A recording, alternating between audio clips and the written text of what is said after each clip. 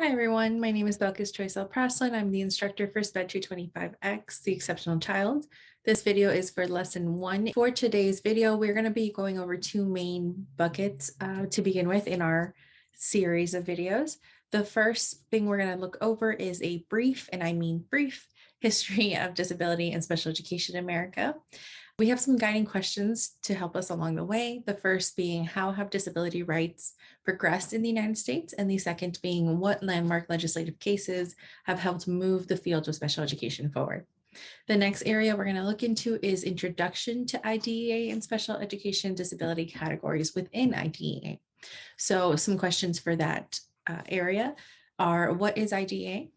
Why do we need it? And who are our students with disabilities? So we'll start with big picture history of disability education. And this is my interpretation of the big picture history. Obviously, many more things happen, but just long-term eagle eye view, when we're looking at, we'll start at the 18th century.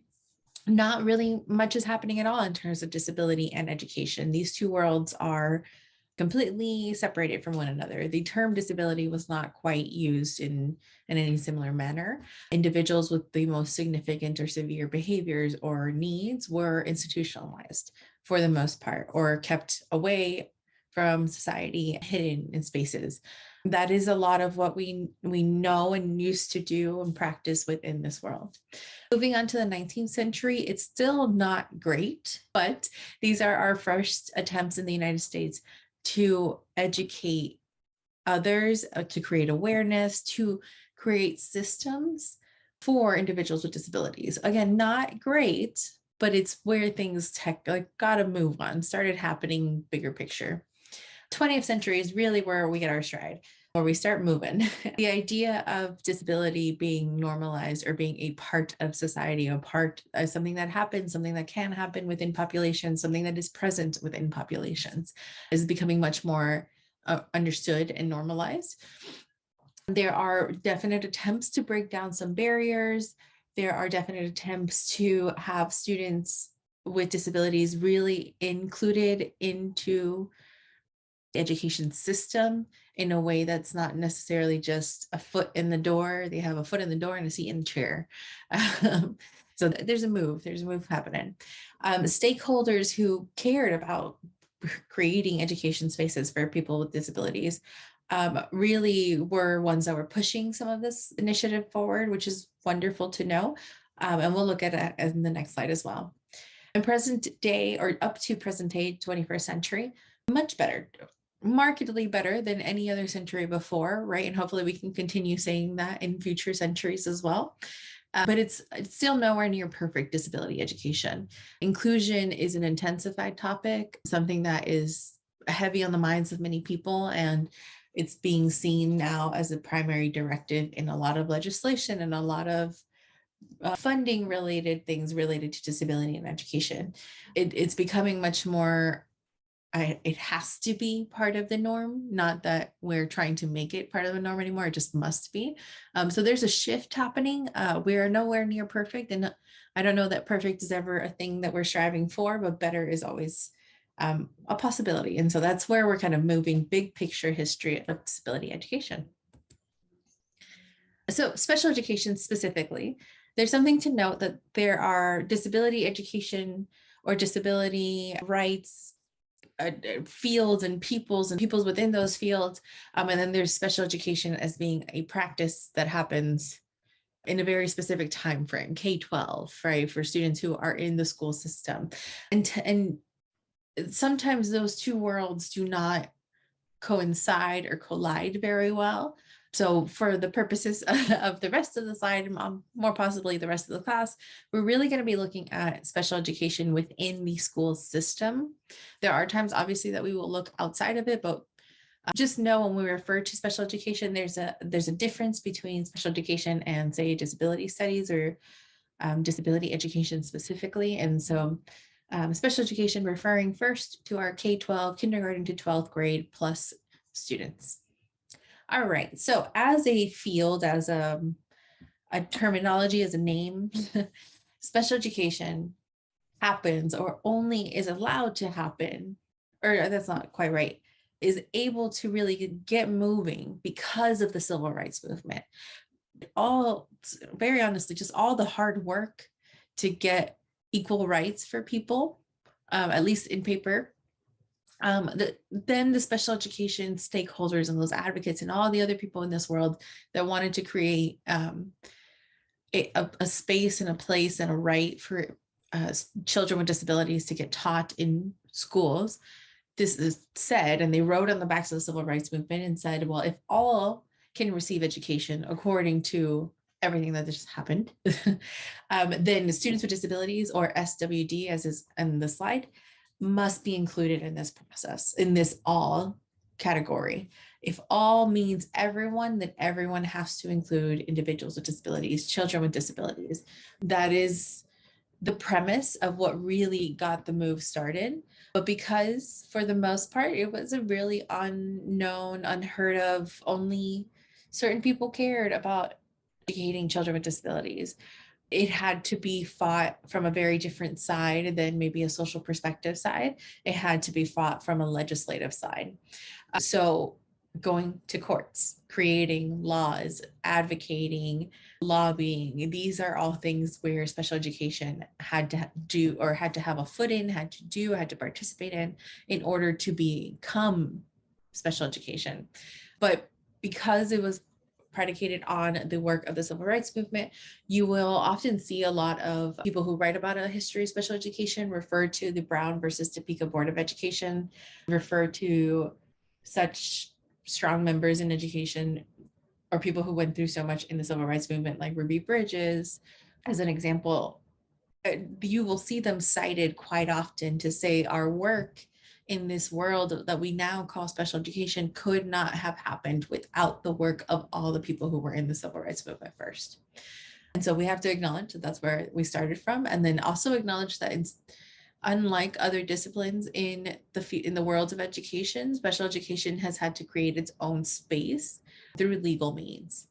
And part of that was citing and looking at the US Constitution, which was specifically the 14th Amendment, which is that no discrimination.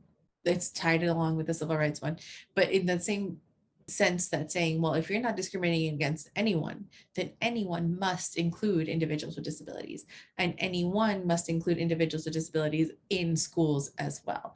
And so using kind of this own knowledge and power for all, they really made a push for all to be inclusive of disabilities as well. Because of all this work that was done by these stakeholders, we get our very first law that provided federal money for improving education for students with disabilities. It was the Elementary and Secondary Education Act, the ESEA of 1965. So 1965 was our first big move. It doesn't feel like a big deal to say, yeah, this law that applies to every kid in the country is going to provide some federal money to students with disabilities. Because federal money was set aside, it sets a precedent for any future law to say, well, you've already said that you, the government, have already said that this is an area of need that requires funding. So the minute that money was provided in any law specific to this issue means that you can make this a bigger issue. You can really put more work and time and efforts into this area, and then make different laws specific to this one's issue. And this issue in this case being special education. So special education, then later on, we get in 5 years later, then 1970, Education of the Handicapped Act. And this is I mean, all laws arguably are imperfect, but this is definitely an imperfect law related to educating students with disabilities. But what it does is very important, or the role that it served was very important, because it provided the basic structure, or like the bones of all future special education legislation. It was a kind of a big trial run, essentially, a way to think about it, to say there is a federal law on the books that says that we have to provide students with disabilities education. The reason that I say it's an imperfect law is because there was a lot unknown about disabilities. There's a lot unknown about types of disabilities. And arguably you could say the same thing now, but practices to teach individuals with disabilities, what is required to teach individuals with disabilities.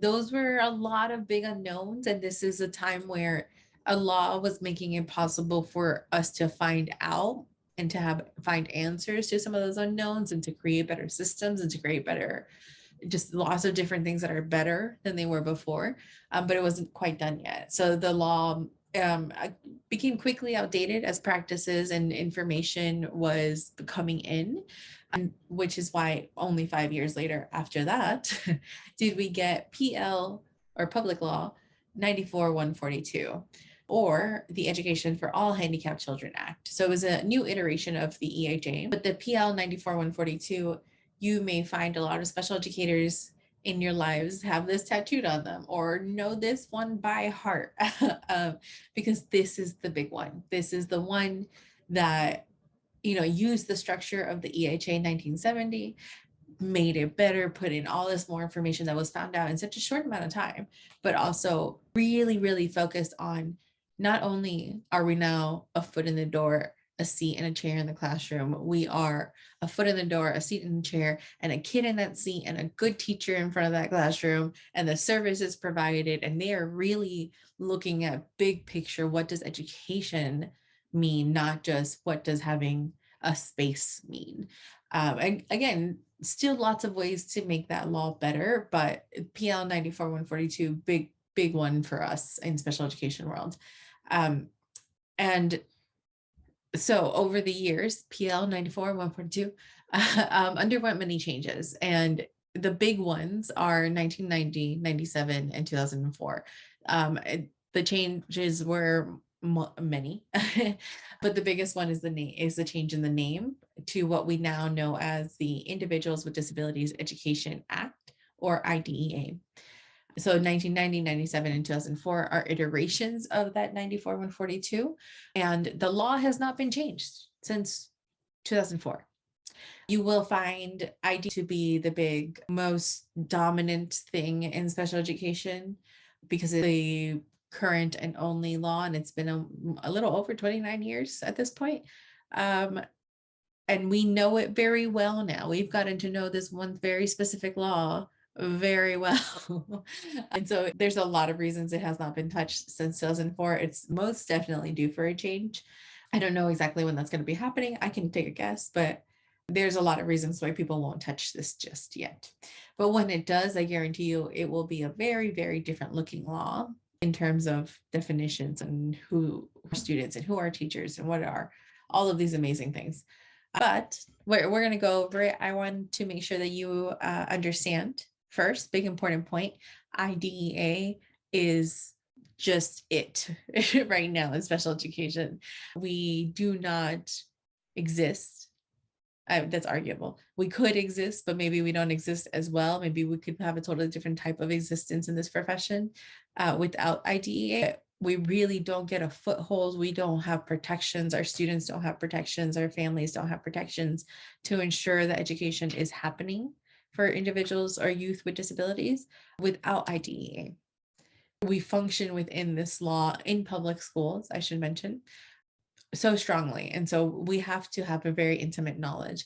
IDEA is important, not just in the special education world, but to all educators, because you will have a student, regardless of what you teach or what grade or what age or what school you are in, you will have a student, or likely more than one student, who has a disability and is covered through IDEA, meaning that not only is the special educator beholden to that law, so is the school, and so is every single one of that student's teachers. So we all need to be very aware, if we're going to be in the education field, what IDEA is. Before we go straight into the first or the next big bucket of IDEA stuff, I wanted to share some related legislation to special education, or that have meaning to special education. The first being the Rehabilitation Act of 1973. From this act, we get something called the Section 504. We will have a whole class just on Section 504, but it is something that is now included within the IDEA sphere, but is also included within other spheres. It guarantees some rights, but it is also completely misunderstood in the school side. And I say this as someone who is also still completely I don't know. I think this is it because people don't practice it very well, even though it exists and we need to. But it's a whole thing. I promise we will have a whole lecture just on that one. The next one we have is the American with Disabilities Act, the ADA as we know it, of 1990. Title II specifically has context about education, but really that entire law applies to all of our youth with disabilities because there is the need to be accommodated, there is the need to have spaces accessible, and that all is guaranteed through ADA. Next, and pretty recently, we have the Workforce Innovation and Opportunity Act, or is also known WIOA. WIOA is very specific to our older student population. It's funded through or by, or the money flows through Department of Disability Services or the Department of Labor, where there's a separate department inside of those departments is another department called the vocational rehabilitation. It also has some different names in different states. Everybody does something just slightly different. But essentially what this money does, or what this law does related to schools and students with disabilities, is provide 15% of state funds for vocational rehabilitation, or VR, to go to preparing youth with disabilities for future employment. And so it's very specific to the older students because that's when they implement or use any of these services. The way this money is used is totally different across states. It's a whole other place to be in. But if you are interested in the world of preparing youth for life after high school, that's something we call transition in special education. Again, whole other lecture we're going to have, but WIOA is pretty important in that field. And the very last one is the Every Student Succeeds Act, or ESSA, of 2015. ESSA is a new iteration of the No Child Left Behind Act. You may remember, or you may just know, that the No Child Left Behind Act was very controversial and pretty punitive on individuals with disabilities or schools for students with disabilities. Good and bad, pretty controversial law as it goes, but the ESSA is honestly keeps a lot of the same stuff, but also makes it a lot less punitive, a little bit more low-key version of that law. But it does take into account and does have inclusions for and consequences for students with disabilities and their testing scores and their academic achievement, and the impact that could have on schools and funding and everything. So important, very important. All right. Okay, so we're going to go into IDEA. As I have listed it there, our guiding light, because as I mentioned, we don't really get to do much in the world of special education in public schools without IDEA. And just a quick note, I mentioned that about public schools because IDEA applies to every single public schools, to public charter schools. It doesn't necessarily apply to private schools in that same manner, but most private schools generally follow IDEA. They have to report some stuff, but not all things. Private schools are a little wonky in that way. And you may think like, well, if not all schools are applicable to it, why do we have to learn it? Because most kids in the United States are taught in public schools. Most kids in the United States are taught in public schools. Most kids with disabilities are taught in public schools. So we are very aware of this and we keep in mind that we have to know it. All right, so everything from this slide on down comes straight from the IDEA law. It's copy pasted their language in the PowerPoint that is linked in Canvas. If you open it up and you see the notes underneath each slide, there is a link to where the text comes from. But again, this is coming straight from the IDEA law and the cite.ed.gov website, which is where the entire law and resources are housed. All right, so we're going to start with just the very beginning. Where else are we going to go? We have to start with the very beginning, and that is first looking at what is the stated purpose of IDEA. And a question for you to consider: if special education is so intertwined with IDEA, does that mean the purpose of IDEA is also the purpose of special education? That is not something I have an answer to. That is not something I think you will have an answer to by the end of the day. It's something I think about constantly. Just because I don't know if there is a separation. There may be a separation. I would love to hear somebody else's opinion sometimes. But if you have one, please share. Okay, so what I've done here is take the 5 purposes, highlighted some of those key phrases, and I'm going to just go over them briefly with you all, but they come up often. All right, so the first stated purpose of IDEA is to ensure that all children with disabilities have available to them a free, appropriate public education that emphasizes special education and related services designed to meet their unique needs and prepare them for further education, employment, and independent living. If you tend to read any special education scholarly work, literature, or published papers or peer-reviewed papers, you may often see that they start with almost entirely start with IDEA says, because if IDEA says it, then we must do it.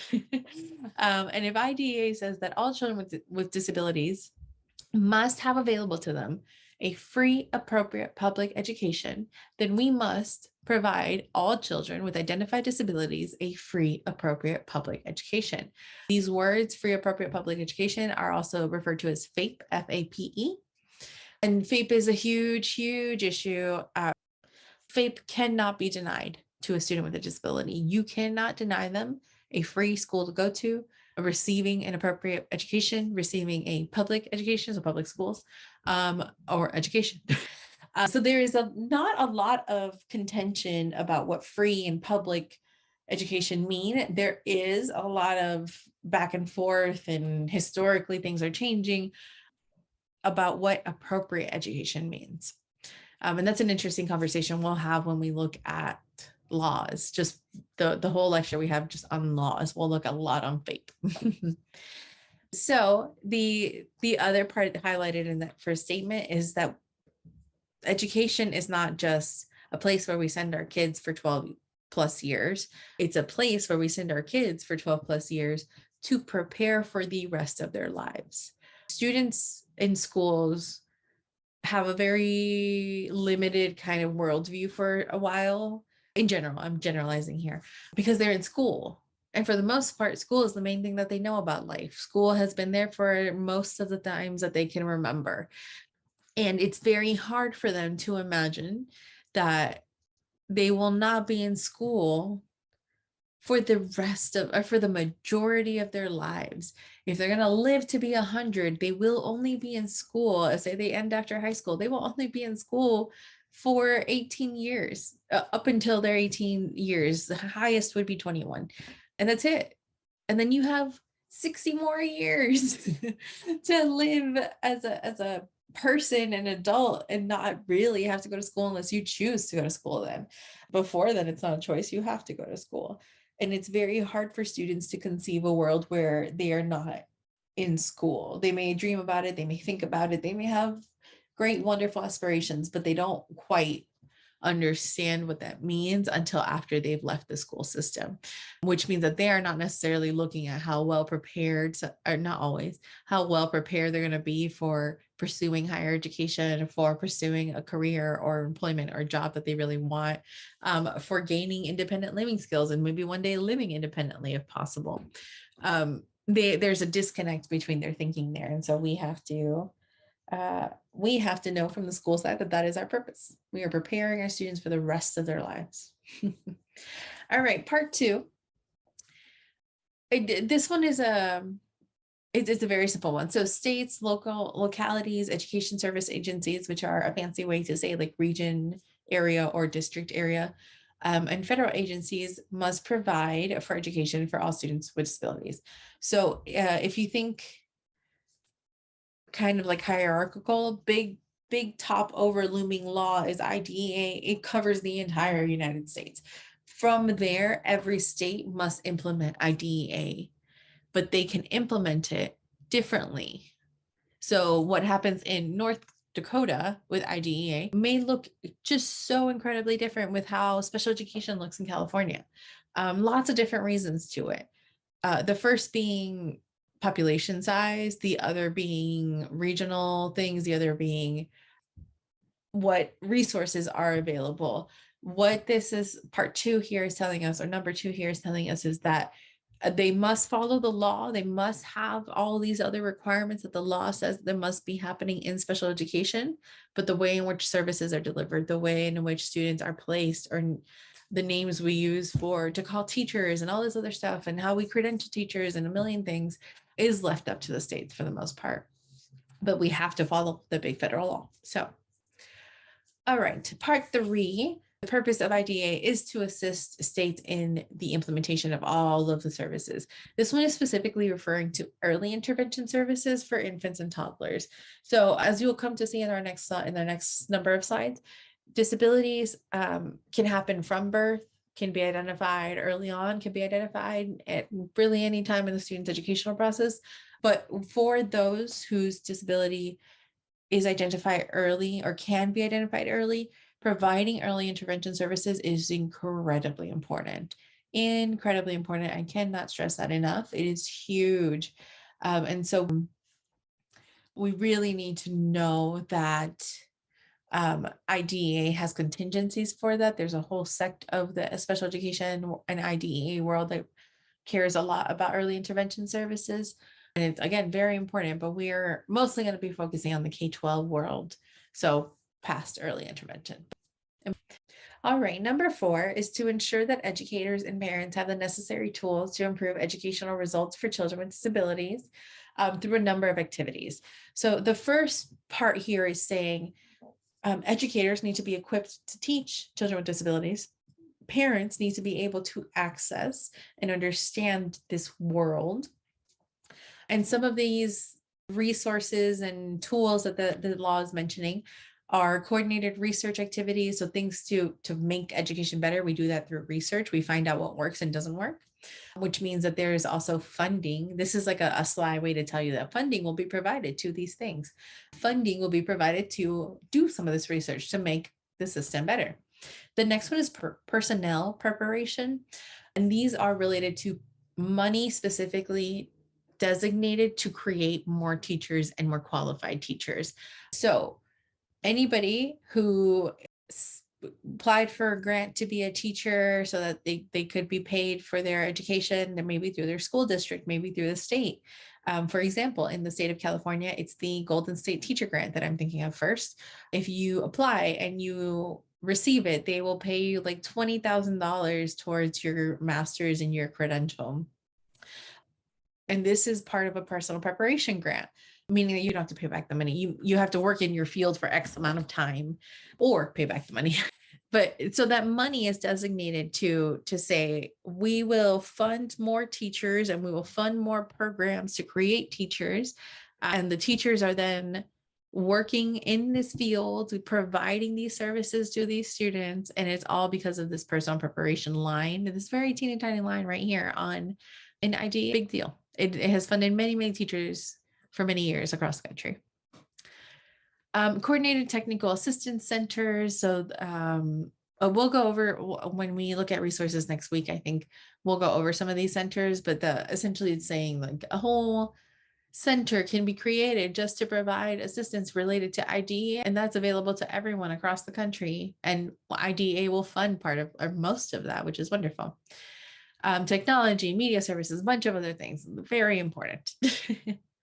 All right, and number 5 is to assess and ensure the effectiveness of and efforts to educate children with disabilities. So not only are we saying they must be educated, not only are we saying that states have the ability to decide exactly what that looks like for that state, not only are we saying that the law will provide assistance and try to create more educators and more supports for educators and families, we are also saying that we have to have a way to look at fidelity of implementation of the law. So is the law being followed? What do we do? How do we assess this? How do we know if it's effective? And then also, how do we know if it's effective in teaching children with disabilities? How do we know if the things that we are currently doing are appropriate, are effective, are helpful to them? There has to be a way for us to assess this. So this little statement here is inclusive of random insurances to check that every state and every district is doing what they're supposed to be doing, but also how do we assess students and know that they are being taught well or taught correctly or not? So those are the purposes of IDEA.